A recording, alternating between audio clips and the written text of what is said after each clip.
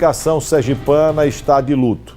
Morreu o jornalista Ivan Valença, um dos mais tradicionais, mais queridos jornalistas da história do jornalismo sergipano.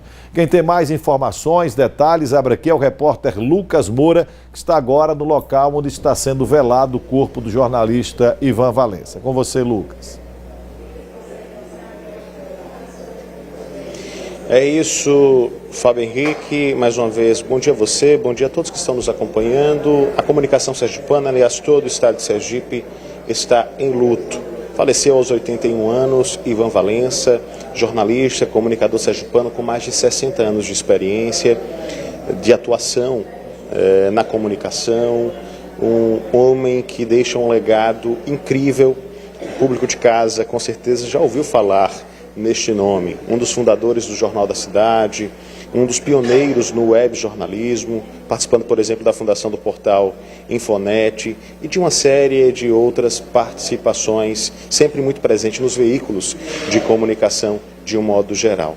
É um momento triste, mas é um momento também que se lembra do legado de um grande homem.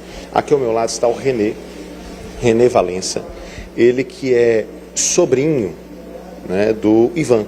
Conversa conosco a partir de agora, primeiro para poder justamente, René, agradecer esse carinho que vocês têm recebido ao longo, desde ontem, quando foi confirmado esse falecimento.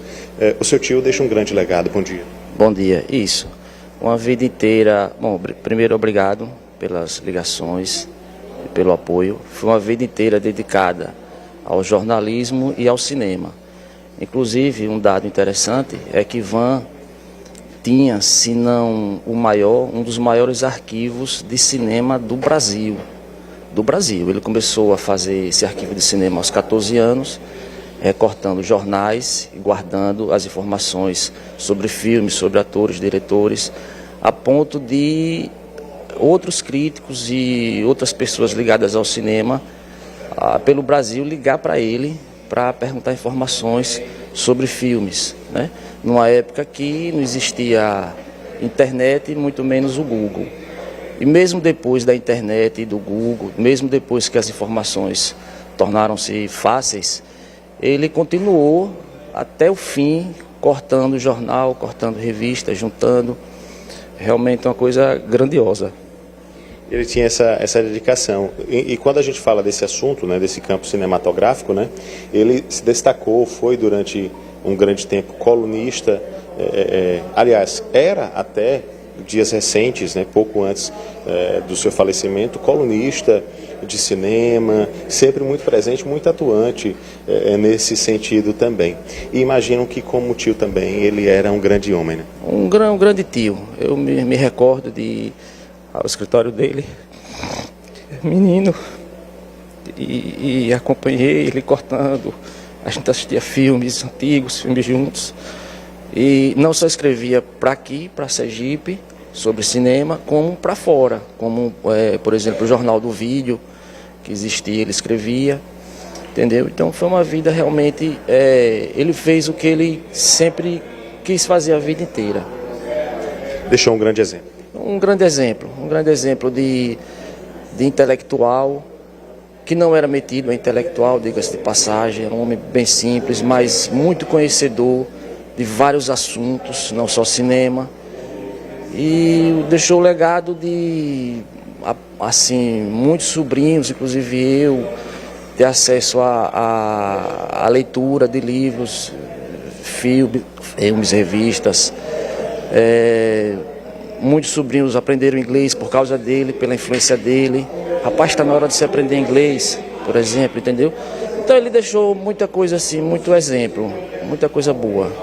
É isso que fica, É isso que fica, realmente, entendeu? Perfeito. Eu agradeço a sua presença, a sua participação. Obrigado. Em nome do Sistema Atalaia de Comunicação, receba nossas condolências, que Deus abençoe a família. Eu quero dizer, Fábio, que nós chegamos aqui ao velatório, inclusive já antecipando para quem está nos acompanhando, o velório está sendo realizado em um velatório aqui do centro da capital, na rua Itaporanga. Acontece até às 11 horas da manhã e a previsão é que às 11 horas aconteça o sepultamento.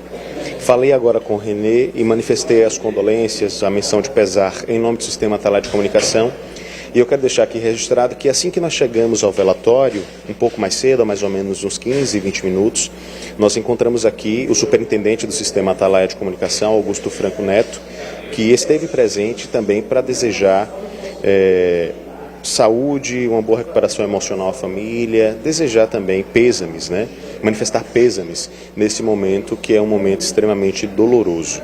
Como foi dito anteriormente, o Ivan Valença, ele é possuidor, deixa na verdade a memória de uma grande história, de construção mesmo, pedaço por pedaço, pedra por pedra, de um alicerce que forjou e estabeleceu a comunicação sergipana, de coisas que até hoje são presentes no nosso dia a dia e na nossa atuação profissional. Ele foi pioneiro no jornal impresso, um dos pioneiros, fundador do Jornal da Cidade, jornal que depois, por meio do governador Augusto Franco, né, teve melhorias, passou por um processo de modernização, mas ele foi um dos fundadores. No web jornalismo não foi diferente, foi um dos fundadores do portal Infonet. Tinha essa paixão muito grande por cinema, uma paixão muito interessante, né, que isso fazia ele realmente buscar conhecimento sobre o tema. Ele era colunista, era buscado inclusive por veículos de comunicação de todo o país, porque a visão dele sobre cinema era muito interessante. Então é um grande ser humano, um grande sergipano, um grande comunicador que deixará saudade. Já devolvendo para você, Fábio, só para dizer aqui que, obviamente, nós tivemos uma série de manifestações por meio dos políticos. O governador se manifestou, o prefeito em exercício, Ricardo Marques, se manifestou, a prefeitura de Aracaju decretou luto oficial. Nós tivemos manifestação também do Sindijor, que representa os jornalistas do estado de Sergipe, enfim, todas as entidades se manifestando em menção de pesar pelo falecimento deste grande comunicador. Fábio. Ok, Lucas, obrigado a você. Mais uma vez os votos de pesar e sentimentos a toda a família do jornalista Ivan Valença. Olha, uma das vezes que eu tive a oportunidade de conversar com ele, hoje, graças a Deus, o Brasil vive numa democracia, as pessoas têm direito de se manifestar. Ele me contou, salvo engano, era o Jornal da Cidade, que na época ele preparava o jornal e, tipo um rascunho do jornal, na porta do jornal tinha um jipe do Exército Brasileiro. Então, você tinha que levar o jornal até o Exército Brasileiro para que os coronéis, enfim, aqueles que comandavam a censura, lessem o jornal e aprovassem para ver se o jornal poderia ser impresso e distribuído e vendido para a sociedade. Se tivesse alguma notícia ali que os oficiais do Exército entendessem que eram notícias, entre aspas, subversivas, o jornal era censurado, ou mudava a notícia ou não ia para a rua.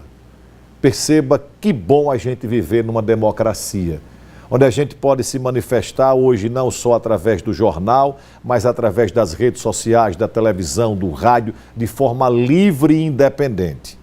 Então, que bom, com todos os defeitos que o país possa ter, mas não tem nada melhor do que viver numa democracia.